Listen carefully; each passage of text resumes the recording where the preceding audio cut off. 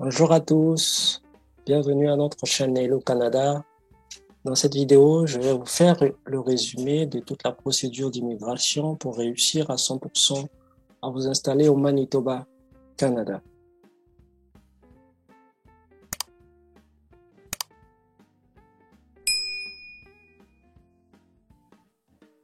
Pour réussir à s'installer au Manitoba lorsqu'on est francophone, voici ce qu'il faut faire. Alors suivez attentivement. Premièrement, il faut avoir un passeport, mais avant d'arriver là, nous allons d'abord vérifier si tu es éligible au programme des candidats francophones du Manitoba. Alors, qui est éligible au programme? Eh bien, tout simplement, pour être éligible au programme, il y a 3 conditions primordiales qui sont des conditions accessibles à tout le monde. Nous allons voir ces 3 conditions et vous allez vous dire, ben, c'est tout. Ouais, c'est tout. La première condition, c'est l'âge. L'âge, il suffit que vous puissiez avoir entre 21 et 45 ans, vous êtes admissible. La deuxième condition, c'est les études. Si vous avez un bac, vous avez fait au moins une année après ou 2 ans, ça vous a donné droit soit à un BTS, un bachelor, une licence, et j'en passe. Vous êtes admissible. Troisième critère, l'expérience. On ne vous demande pas d'avoir travaillé 5 ans. On vous dit 2 ans minimum suffisent pour être admissible à ce programme. Donc, voici les 3 conditions. Je sais que vous les réunissez déjà. Donc, on va poursuivre l'aventure parce que vous êtes admissible au programme du Manitoba. L'étape suivante, ça va être quoi? Maintenant que tu es éligible, regroupons les documents qu'il nous faut pour postuler. Alors, quels sont les documents qu'il nous faut pour postuler? Pour postuler, premièrement, vous aurez besoin d'un passeport valide. Au moment où vous allez postuler, il faut que le passeport soit valide. Même s'il reste 6 mois, mais au moment où vous postulez, il doit être valide. Deuxièmement, vous aurez besoin de passer des tests de langue de français parce qu'il s'agit d'un programme francophone. Il y a 2 tests que l'on passe. Il y a le TCF Canada ou encore le TEF Canada. Vous n'allez pas passer les 2. Vous allez choisir un. Le choix va se faire d'abord par rapport à la disponibilité du test. Si dans la zone où vous êtes, c'est le TCF qui est disponible, vous allez passer le TCF. Si c'est le TEF, vous ferez le TEF. Ainsi de suite. Maintenant, si les 2 sont disponibles, je vous ai donné dans ce tableau des éléments de choix. D'après mon retour d'expérience, le TCF me paraît plus abordable, plus simple que le TEF. Cependant, les finalités sont les mêmes. J'espère que ceci vous aidera à faire le bon choix. Mais vous devrez obligatoirement passer votre test de langue avant de soumettre votre dossier au niveau du Manitoba. J'espère que c'est très clair. Maintenant que tu as ton passeport et ton test de langue, on peut maintenant postuler. C'est logique, tout à fait logique. On se pose la question, alors comment postuler? Tout simplement. Eh bien, il faut aller sur Google. Une fois sur Google, vous allez taper immigratemanitoba.com. immigratemanitoba.com. Vous avez le lien devant vous. Vous pourrez mettre la vidéo en pause et le taper sur votre navigateur. Alors, vous tapez recherche Google. On va vous donner ces résultats et vous devrez cliquer sur le tout premier résultat par ici. Une fois que vous cliquez sur ce résultat, on vous emmène sur la page officielle de la province du Manitoba. Vous pourrez vérifier l'adresse juste en haut pour voir que l'adresse est conformément à celle que vous avez tapée sur Google parce que c'est le site officiel ici. C'est ici que tout se fait, la demande, le suivi de votre dossier, ainsi de suite. J'espère que ceci est clair pour vous. Une fois sur le site, vous pouvez à présent postuler. Voyons ensemble les différentes étapes à suivre afin de postuler au programme francophone du Manitoba.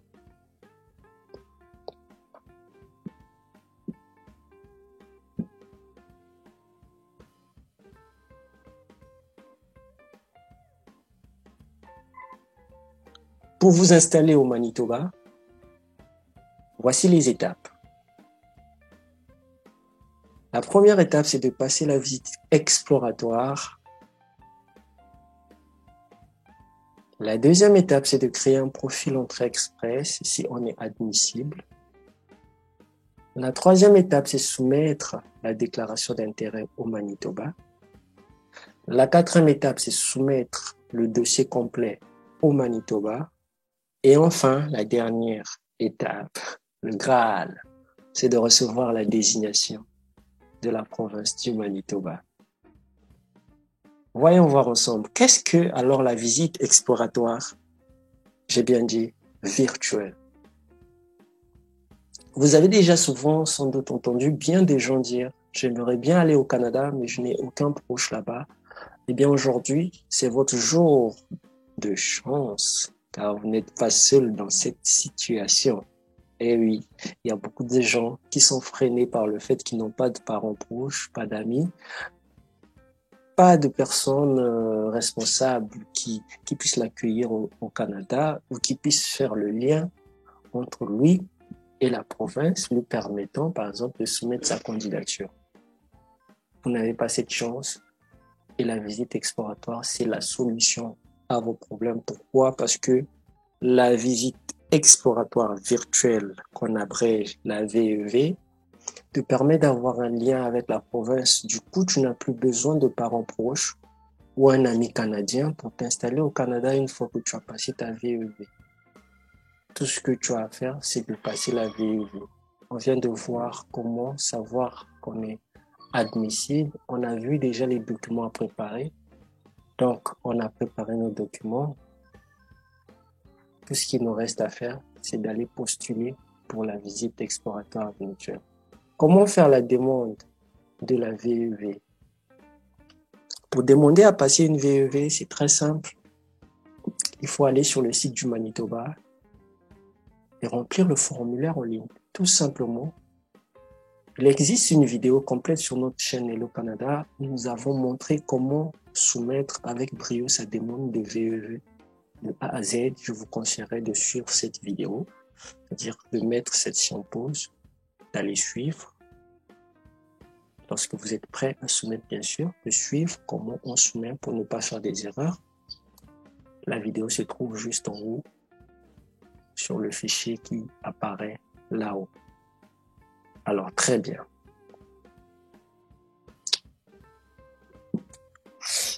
Il y a quelques choses capitales à savoir après avoir fait la demande de la VEV. Des choses qui pourront vous induire, vous induire en erreur si on ne vous en parle pas. La première chose, c'est quoi? C'est que le formulaire de VEV soumis est valide jusqu'au 15 novembre de chaque année. Donc, chaque 15 novembre, on fait le nettoyage du bassin des visites exploratoires. Si tu avais soumis ta demande de visite exploratoire, par exemple, au mois d'août, je prends le mois d'août parce que j'aime ce mois, vous avez soumis au mois d'août, sachez que le 15, vous avez soumis le 15 août, sachez que le 15 novembre, donc 3 mois après ou 4 mois, 3 mois après, oui, sachez que si vous n'êtes pas sélectionné, on va balayer le bassin, on va le vider et vous devrez refaire une nouvelle demande à partir du 15 novembre. Et cette demande-là, si jusqu'au 15 novembre prochain n'est pas sélectionnée, vous devez refaire encore. Je crois que c'est clair. Le deuxième point, très capital, c'est qu'une fois qu'on a soumis le formulaire de VEV, celui-ci ne peut pas être modifié. Si tu as fait une erreur, l'erreur reste. Si tu as mal renseigné, tu ne peux rien modifier, rien du tout. Alors c'est pourquoi je demande à ce que, avant de soumettre, de prendre le soin de vérifier ligne par ligne chaque élément, parce qu'une fois qu'on a soumis, la seule opportunité qu'on aura de modifier, ça sera le 15 novembre qui suivra. Et là, on devra tout refaire. C'est pas bon, on perd en temps. Prenez le temps de bien vérifier avant de soumettre votre formulaire de VEV. Troisième point. Il y a des gens qui se disent que comme j'ai fait une erreur et que je ne peux pas modifier, je vais soumettre un deuxième formulaire. Ça va multiplier mes chances. Si vous le faites, le robot va vous détecter automatiquement et vous êtes disqualifié le plus simplement possible. Alors évitez cela, ne soumettez jamais un deuxième profil, vous le faites avec attention, vous le faites avec beaucoup de concentration et une fois que c'est soumis, vous frottez les mains, vous attendez à la sélection. Une fois que vous avez postulé, vous recevrez l'accusé réception du Manitoba. Alors beaucoup de gens n'ont jamais vu à quoi ressemble cet accusé réception du Manitoba. Pour vous aider à comprendre ce qui se passe, je vous ai fait une capture. Voici comment se présente l'accusé réception du Manitoba lorsque vous avez fini de soumettre votre candidature de visite exploratoire. Alors, le gouvernement du Manitoba qui gère ces dossiers est appelé le PCM. Le PCM, c'est quoi? C'est le programme des candidats du Manitoba. Très clair. Voici comment ça se présente. C'est un message auquel on ne répond pas parce que c'est un accusé réception. Bonjour. On va mettre votre nom. Bonjour, monsieur Eric Milandou, par exemple. Le PCM accuse réception de votre demande de visite exploratoire. Si votre demande est acceptée, vous serez contacté par le CDEM. En attendant, veuillez ne pas envoyer des courriers de suivi. Donc, c'est le PCM, le programme des candidats du Manitoba, qui vous confirme que vous avez postulé et vous dit déjà à l'avance que si vous êtes sélectionné, c'est une autre institution appelée CDM qui va vous contacter. Très bien. Une fois que vous êtes sélectionné, vous recevrez ce mail du CDM. Là encore, je vous ai fait un bonus, je vous ai fait la capture du mail qui vous confirme que vous avez été sélectionné pour la visite exploratoire, pour que vous ne soyez pas dépaysé. Voici comment cela se présente. Bonjour du Manitoba. Nous avons le plaisir de vous informer que suite aux informations fournies dans votre demande de visite exploratoire soumise au programme candidat du Manitoba, vous avez été présélectionné pour une pré-évaluation de votre profil en vue de l'obtention d'une lettre d'invitation pour une visite exploratoire. Afin de poursuivre le traitement de votre candidature, nous vous demandons de nous faire parvenir les documents suivants en répondant à ce courriel. Donc, les documents qu'on vous demande, vous allez les renvoyer par le même courriel. Le questionnaire en pièces jointes, dûment rempli, votre CV à jour et celui de votre conjoint, le cas échéant, c'est-à-dire si vous êtes marié ou si vous avez un conjoint de fait. Votre preuve d'expérience de travail sur les 5 dernières années, les attestations de travail, les certificats, la preuve de vos études complétées, diplôme secondaire, bac, et diplômes post-secondaires, licence, BTS, le TF ou le TCF, vous voyez, vous ne pouvez pas tromper sur ça. Vous avez postulé, vous avez dit que vous avez passé les tests, là, on va vous demander le certificat, votre certificat de français. C'est pourquoi, avant même de postuler, on a vu ensemble qu'il faut d'abord passer le test. Le relevé bancaire à jour ou une attestation bancaire démontrant les fonds d'établissement. À ce niveau, je vous conseille l'attestation bancaire. Le relevé bancaire, c'est vraiment le relevé, comme vous entendez, c'est tous les mouvements de votre compte bancaire. Et durant les 6 derniers mois, bon, à ce niveau, les trois derniers mois, ça passe aussi. Mais je vous conseille l'attestation, parce que l'attestation, ça vous permet, par exemple, de vendre un truc vite. Hein, on aura le nom de votre compte, le solde de votre compte, on n'aura pas les mouvements. Donc, je vous conseille de fournir juste l'attestation à ce niveau. Si vous avez indiqué avoir participé à Destination Canada, c'est facultatif, hein, ceci ne va jamais vous éliminer. Non, non, non. Donc, voilà les documents à fournir, voilà comment le mail se présente et vous allez regrouper les documents. Vous avez 2 semaines, quand on vous envoie ce mail-là, vous avez 2 semaines pour regrouper les documents et les envoyer sur le même mail pour continuer avec la procédure. J'espère que c'est clair. Ah ouais. Vous pouvez danser parce que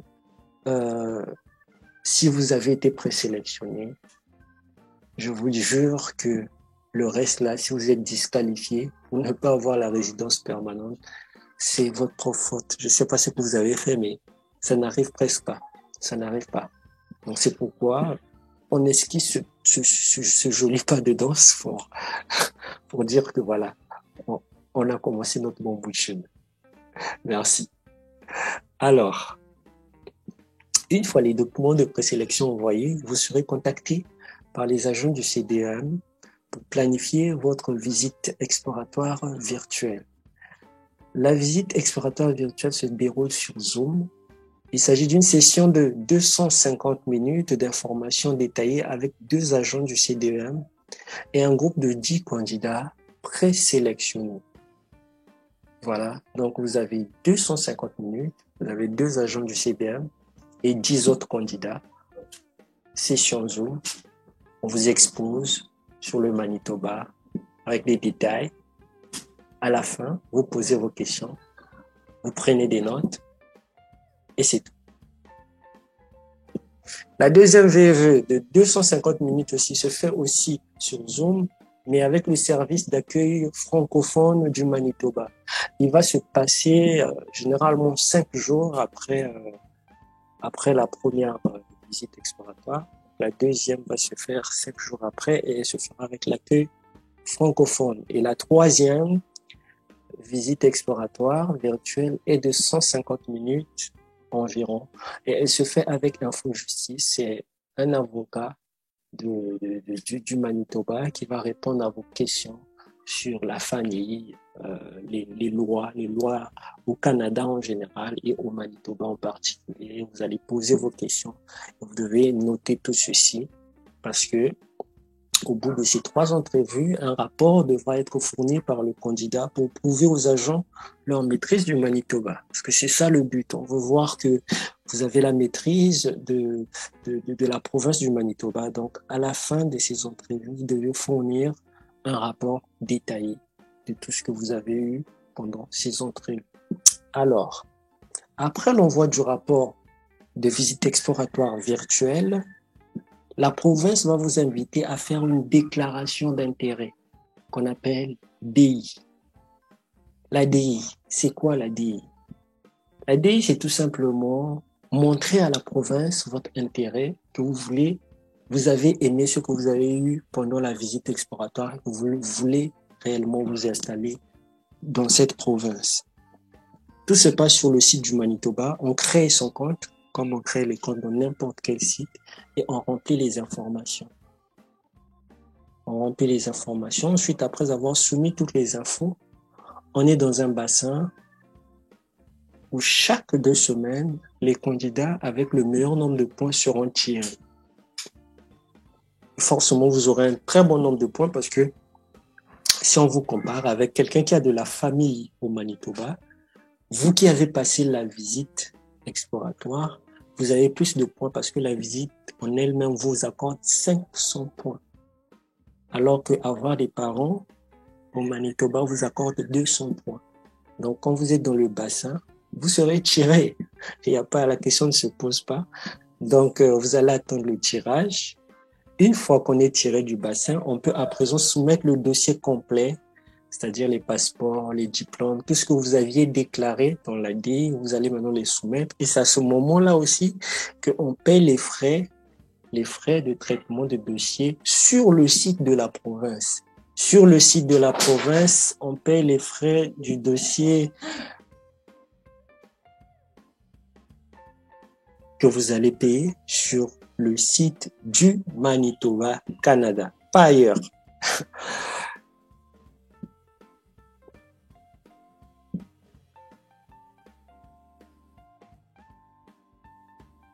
Alors, revenons à nos moutons. Maintenant que vous avez soumis le dossier complet, il reste plus qu'à attendre la bonne nouvelle. Mais quelle est cette bonne nouvelle? Quelle est cette bonne nouvelle? Cela peut prendre jusqu'à 3 mois d'attente pour recevoir la désignation. Eh oui, la désignation. Oh là là, la désignation, c'est magnifique. C'est ce qu'on veut tous quand on est en train de faire l'immigration. On veut avoir la désignation d'une province parce que ça te propulse. Ceux qui ont créé leur compte Entrée Express vont recevoir la désignation dans leur compte Entrée Express. Et ils auront automatiquement 600 points sur leur compte grâce à la désignation. Parce que la désignation vous confère automatiquement 600 points dans votre compte Entrée Express. Donc, si vous aviez 200, 100 points, 300 points directement, vous flambez, soit vous êtes à 800 points, soit à 900. Et forcément, dès qu'il y a un tirage, vous ne pouvez pas manquer dans ce tirage. On va vous tirer et vous serez sélectionné et invité à présenter un dossier fédéral. Ceux qui n'ont pas de compte Entrée Express parce qu'ils n'étaient pas admissibles, ce qui est normal, il y en a beaucoup, parce qu'ils n'ont pas eu des bonnes notes à leur test de langue, donc ils ne sont pas admissibles à Entrée Express ou encore à cause de leur expérience, ainsi de suite. Cela ne vous empêche pas de poursuivre hors Entrée Express. La seule différence, ça sera au niveau des délais.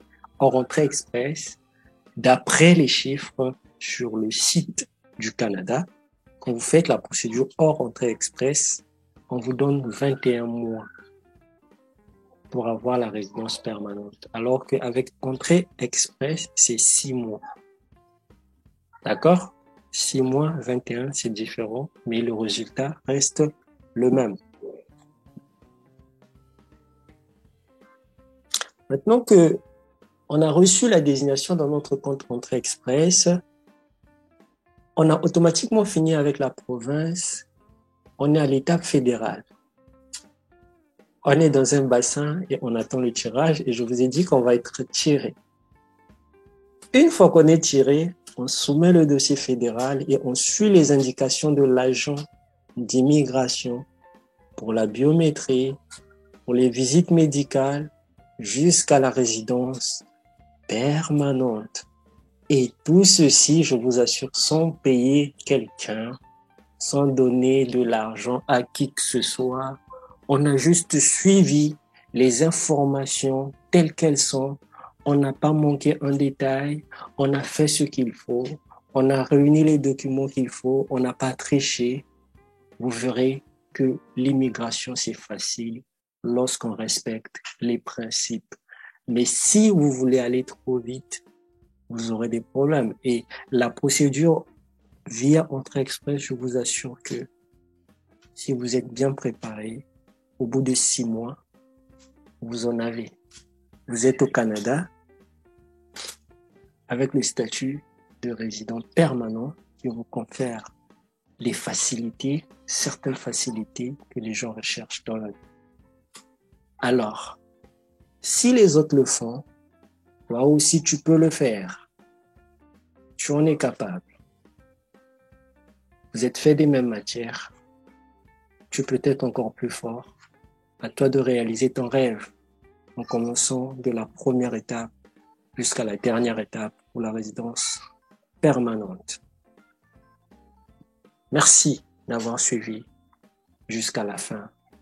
Ciao, ciao et bonne chance pour votre projet d'immigration.